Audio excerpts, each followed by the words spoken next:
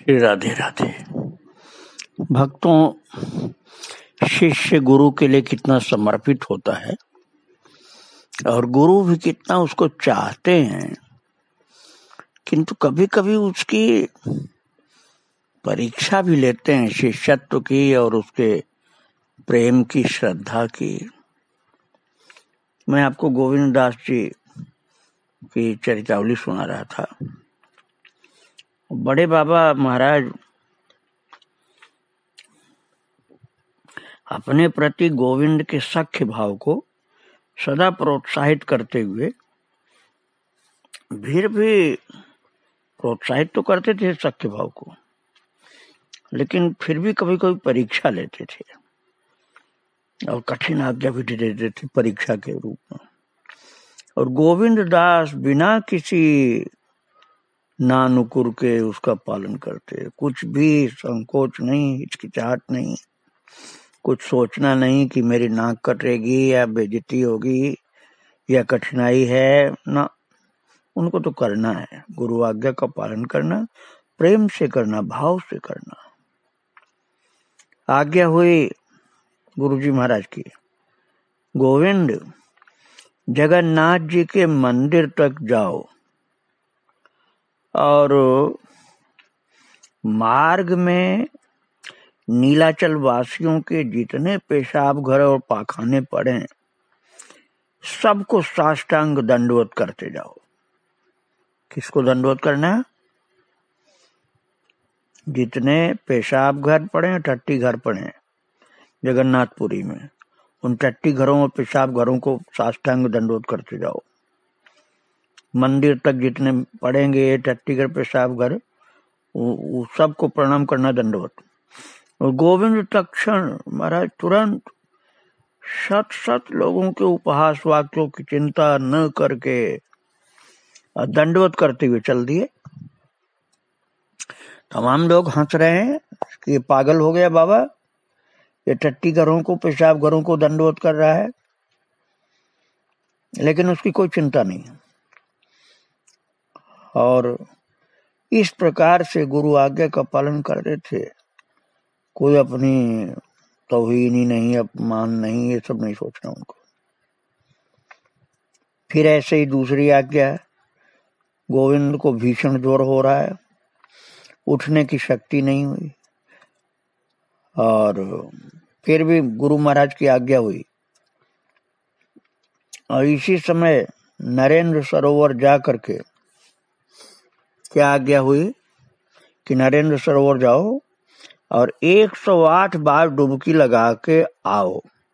और भयंकर ज्वर है उस समय, ये आज्ञा हो रही है। और गोविंद लड़खड़ाते लड़खड़ाते लड़खड़ाते चल नहीं पा रहे थे बुखार की अधिकता के कारण। और गुरुदेव ने आज्ञा किया तो बड़े प्यार से, नाराज होकर के नहीं कि क्या बोल दिए उल्टा सीधा, बहुत स्नेह से, आदर से चलते चलते चलते नरेंद्र सरोवर में जा करके 108 बार डुबकी लगाना प्रारंभ। और पूरी 108 बार डुबकी लगाए। और इसी प्रकार गोविंद दास बिना विचारे बाबा जी महाराज की आज्ञा का पालन करने की शक्ति रखते थे महाराज। और बाबा जी महाराज गोविंद से जितना प्रेम करते, उतना ही आवश्यकता पड़ने पर उन पर शासन भी करते थे। महाराज शासन सुन करके आप और चकित हो जाएंगे।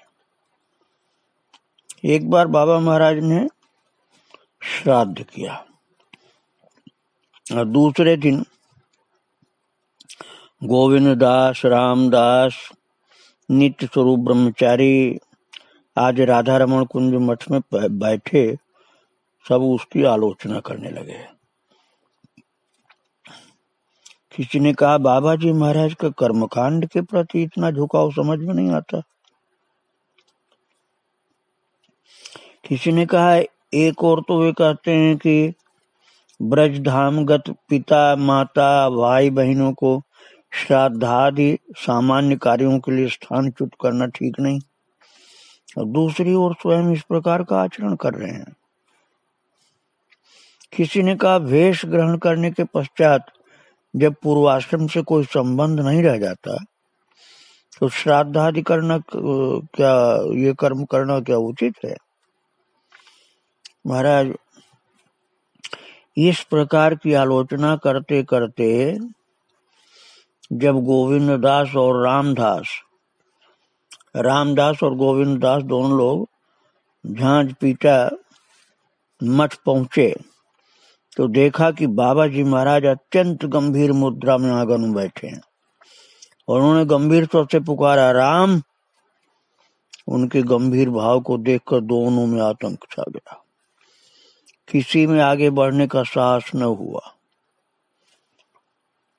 बाबा ने कहा क्यों, तुम सब क्या समालोचना कर रहे थे? मैं नाना प्रकार की स्वतंत्रता बरतता हूँ, कर्मकांड की ओर मेरा झुकाव है। मैंने श्राद्ध किया इसलिए मेरा पतन हो गया है, तो मुझे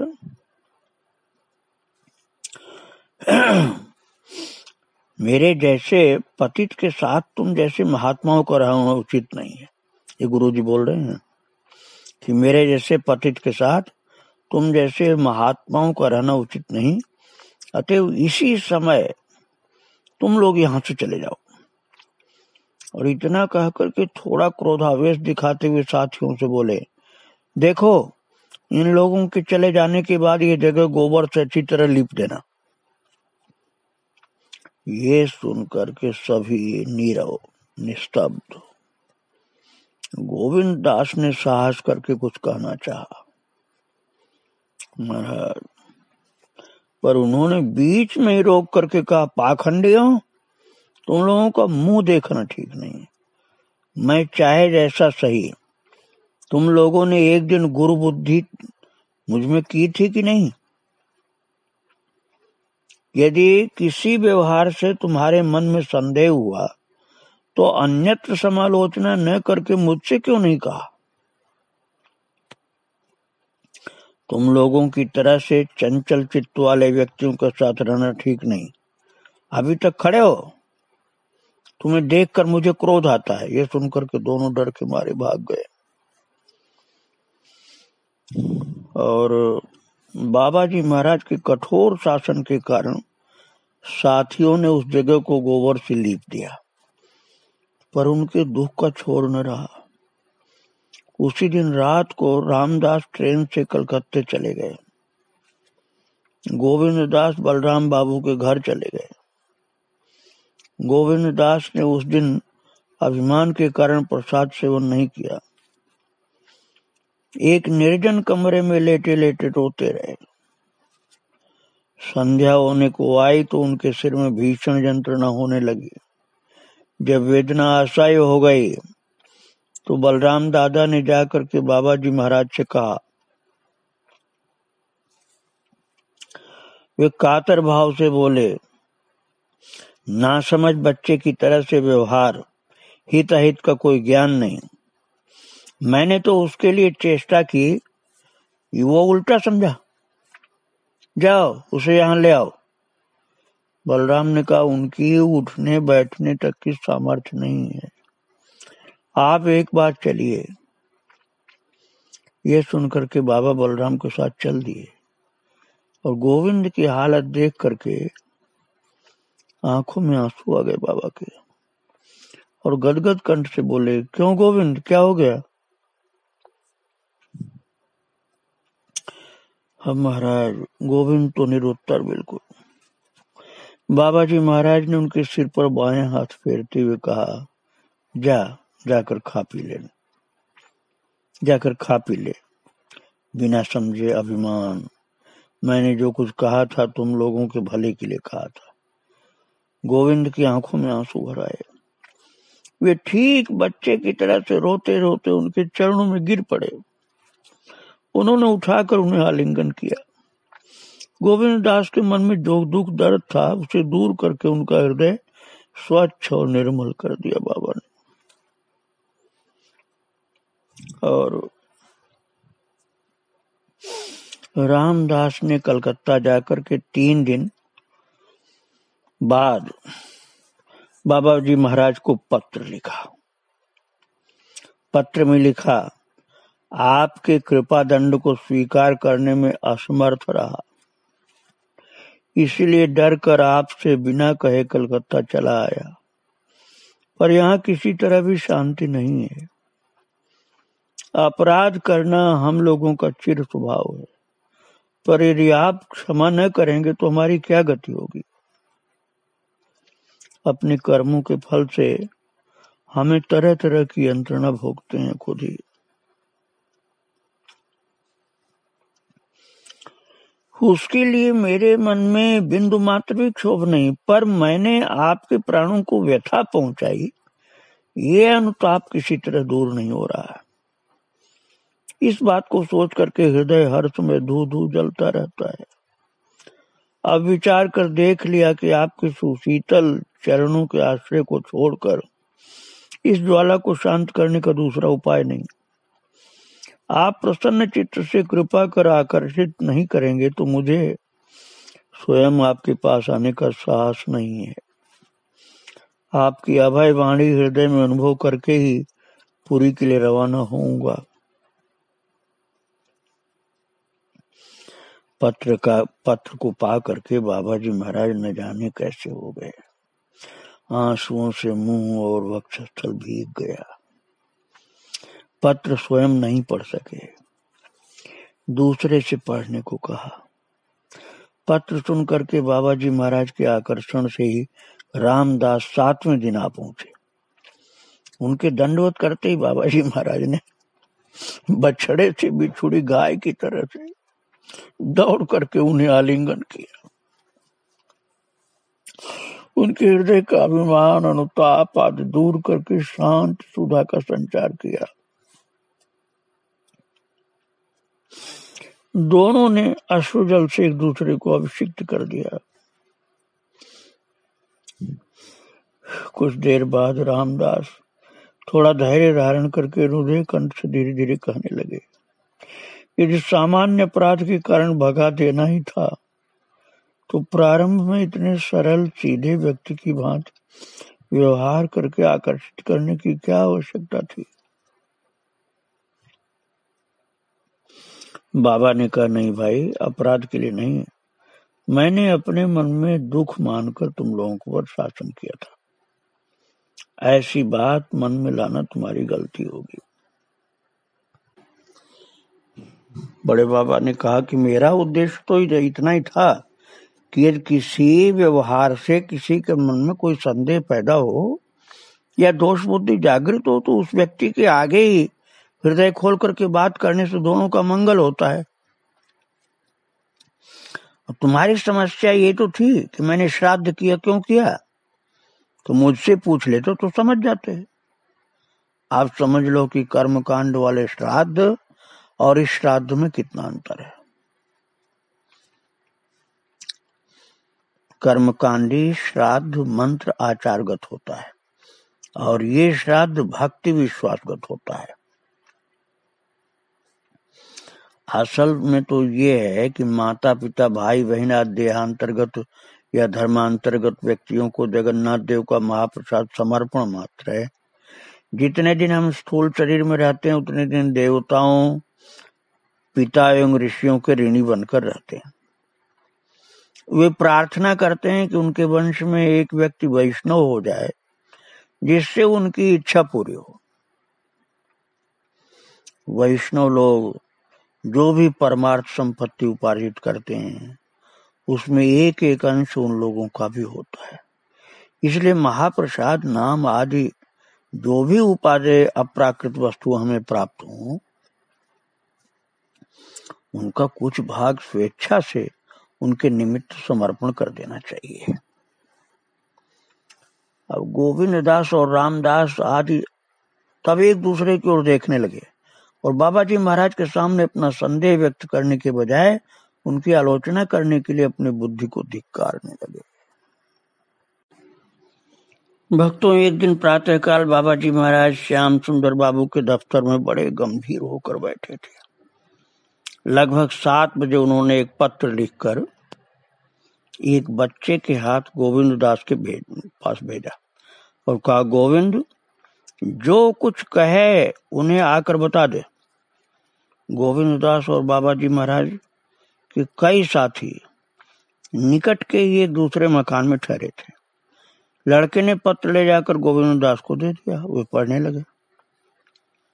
अब पत्र में क्या लिखा, अब सुनो भक्तों। भाई गोविंद दास, ये गुरुजी महाराज लिख रहे। गुरुजी महाराज, क्या प्यार की बात हम लिख रहे हैं। भाई गोविंद दास, पत्र पढ़ते ही बिना आपत्ति के वृंदावन चले जाओ। राधा कुंड में वास करो, वहां नित्य झाड़ू लगाओ और मधुकरी वृत्ति का आश्रय लेकर जीवन यापन करो। इस समय मेरे साथ और मिलना नहीं होगा। श्री निताई चांद की इच्छा से समयानुसार कहीं दूसरी जगह साक्षात्कार होगा। इति नीचे लिख दिया, वैष्णव दासानुदास श्री राधा रमण चरण दास। महाराज, पत्र की बात सुनते ही मानो सभी के सिर पर वज्राघात हो गया। सभी व्याकुल हो कहने लगे, हाय ये क्या हुआ? किस कारण से बाबा जी महाराज का कुसुम सुकोमल हृदय आज वज्र से भी अधिक कठोर हो गया? और क्षण भर पीछे गोविंद दास ने धीर भाव से उत्तर दिया, अच्छा ऐसा ही होगा। उनके चरणों में मेरी दंडवत, वे सुख से रहें। बाबा जी महाराज ने ऐसा गंभीर भाव धारण कर रखा था कि किसी की हिम्मत नहीं हुई उनसे कुछ कहने की। नित्य स्वरूप ब्रह्मचारी ने साहस कर पूछा, गोविंद दादा आकर के एक बार दंडवत कर जाएं क्या? ये गुरुजी महाराज से पूछ रहे हैं। तो उत्तर मिला, नहीं, अपना अपना काम देखो, तुम्हें दूसरे से कोई मतलब नहीं। अब गोविंद दास चल पड़े। महाराज, शिष्य भी कितने महान थे। आज कोई शिष्य ऐसा कर नहीं पाएगा। गुरु की आज्ञा इस तरह से पालन करने वाले शिष्य मिलने मुश्किल है। और गोविंद दास तो चल पड़े। वे भज निताई गौर राधे श्याम जप हरे कृष्ण हरे राम गाते हुए चले। कीर्तन करते जा रहे हैं। उनके नेत्रों से अश्रुधार बह रही। गुरु जी को दंडोत करने भी नहीं जा पाए, रोक लग गई थी। जो देख रहे थे वे भी सब रो रहे थे। श्याम सुंदर बाबू ने रोते रोते बाबा जी महाराज को दंडवत प्रणाम करके कहा, मेरी एक प्रार्थना है। मैं गोविंद दादा को वृंदावन तक का किराया दिए देता हूँ रेल से जाने के लिए, इसमें आप आपत्ति नहीं करेंगे? उन्होंने उत्तर दिया, वो लेना चाहे तो दे दो। महाराज, बहुत अटपटी लीला है गुरु शिष्य की यहाँ। और श्याम सुंदर बाबू ने जाकर के गोविंद दास से किराया स्वीकार करने का आग्रह किया और कहा कि बाबा जी महाराज से पूछ लिया है, उन्हें कोई आपत्ति नहीं है। गोविंद दास ने कहा, बलिहारी, अब भी परीक्षा पूरी नहीं हुई और किराया लेने से मना कर दिया। श्याम सुंदर दास ने जब बाबा जी महाराज से जा करके ये कहा तो ये प्रसन्न हुए। उनके मुख का भाव बदल गया, आंखों में पानी भर आया और गदगद कंठ से उन्होंने पूछा, क्या सचमुच गोविंद चला गया? बताओ, इतनी कठोर आज्ञा कर दी थी कि मुझसे दंडवत भी न करे, दर्शन भी न करे और चुपचाप वृंदावन जाए, और वो भी रेल से नहीं, पैदल जाए। जगन्नाथपुरी से वृंदावन पैदल, रेल से नहीं। अब थोड़ा दुख होगा बाबा को और बोले, क्या गोविंद सचमुच चला गया? तो श्याम सुंदर बोले कि आप इन्हें तो भेज दिया, आज्ञा हो तो किसी को भेजकर वापस लाने की चेष्टा करूं। बाबा जी बोले, नहीं नहीं, ऐसा नहीं करो, वो वृंदावन धाम जा रहा है, इसमें क्या बाधा देना उचित है। सुयोग पाकर के ललिता दासी बोली, आपका हृदय इतना कठोर है, हम लोग पहले नहीं जानते थे। जाते समय बेचारे को एक बार दंडोत करने को भी नहीं आने दिया। वज्रादपि कठोराणि मृदीन कुसुमादपि की जो बात सुनी थी आज देख ली। अब इस दिखावटी रोने का क्या मतलब है? महाराज शिष्य भी दुखी हो गए थे ना, तो इसलिए ललिता दास जी पूछ रही थी। तो बाबा जी बोले तुम लोग समझते नहीं, मैं क्या यूं ही ऐसे दुर्लभ संग सुख से अपने को आपको वंचित कर देता है? अरे गोविंद का सुखमय समय आ रहा है, निताई कृपा से वो खूब उन्नति करेगा, वे मंगलमय हैं, किसी को कष्ट नहीं देते, तुम लोग परेशान मत हो।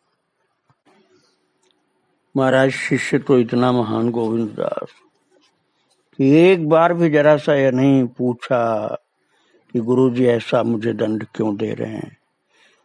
गुरुजी से तो क्या पूछना, और किसी से भी नहीं कहा इस बात को। हाँ, गुरु भाइयों को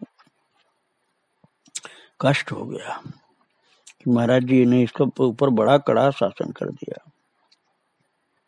ललिता दासी बोली, किस दोष के कारण आपने उसे दंड दिया? आपको याद आ जाएगा भक्तों, ललिता दासी पुरुष है, स्त्री नहीं है। पहले मैं बता चुका हूँ, फिर याद दिला रहा हूँ आपको। वो गोपी भाव का पुरुष है, इसीलिए ललिता दासी नाम है उसका।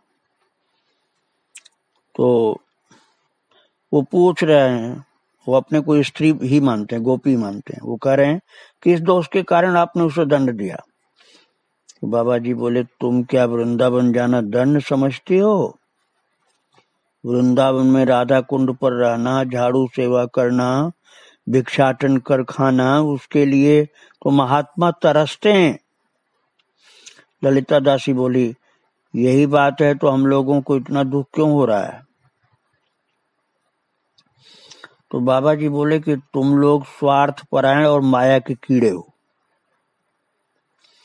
समझते हो जैसे भी हो साथ में सटे रहना ही अच्छा है, ऐसी बात नहीं है। तो ललिता दासी बोली, आप लोग ही तो सत्संग की महिमा का वर्णन करते हैं, कहते हैं सत्संग के प्रभाव से लव मात्र में सर्वसिद्धि होती है। तो बाबा जी बोले, ये ठीक है, पर तुम लोग सत्संग का अर्थ गलत समझते हो। सत्संग दैहिक क्रिया नहीं, मानसिक है। महाराज गोविंद दास जगन्नाथपुरी से पैदल चलते चलते चलते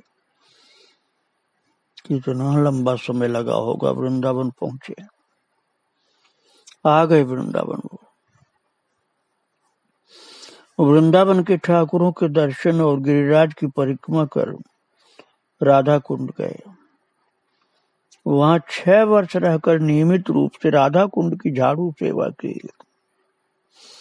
धन्य शिष्य, गुरु की आज्ञा पर छुरे की धार पर चलने को तैयार, ट्रेन से नहीं आया, पैदल आया जगन्नाथपुरी से, और इतनी कठिन तपस्या चालू कर दी है। एक दिन के लिए भी कहीं अन्यत्र नहीं गए, बस राधा कुंड की झाड़ू सेवा। यदि वृंदावन गए भी, मतलब राधा कुंड से वृंदावन यदि कभी आए,